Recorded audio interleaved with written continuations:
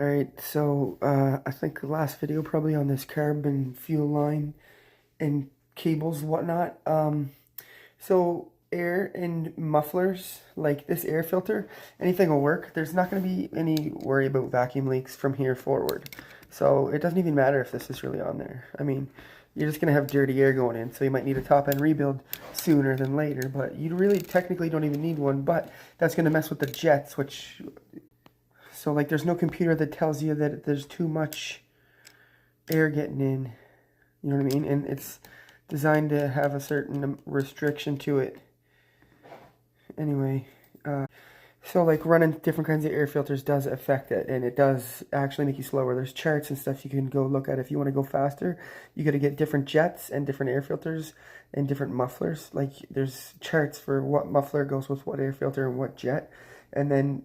But if you're going to switch to electronic fuel injection, then you just got to grab a new computer. That's what they call like HON data or like those power commanders or whatnot. All that is like a CDI upgrade. That's like a crazy new computer thing. But in the old days, it was these bad boys. And even in elevation, if you go up a mountain or anything, that'll actually change what jets you require. And there's charts.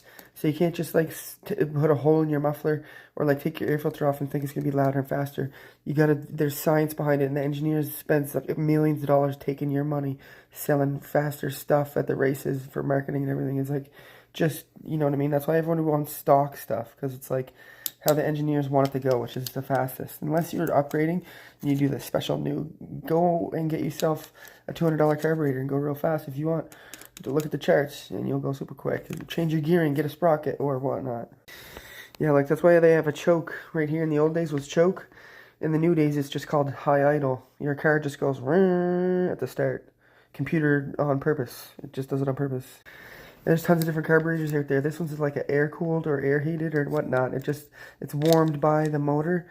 But there's some carburetors, Canadian versions, there's like heated by the coolant, heated by electrical. Stuff like that. There's pre-pumps on there, like just like it's almost like automatically spraying starter fluid into it. So there's all kinds of different. All right, so in order for these carburetors to work in the end too is vacuum, all right? So you need to have good vacuum coming from your motor. So that, what does that mean? Okay, that's a whole nother ball of wax. But if you have valves that are stuck from sitting from a long time, that could be the issue.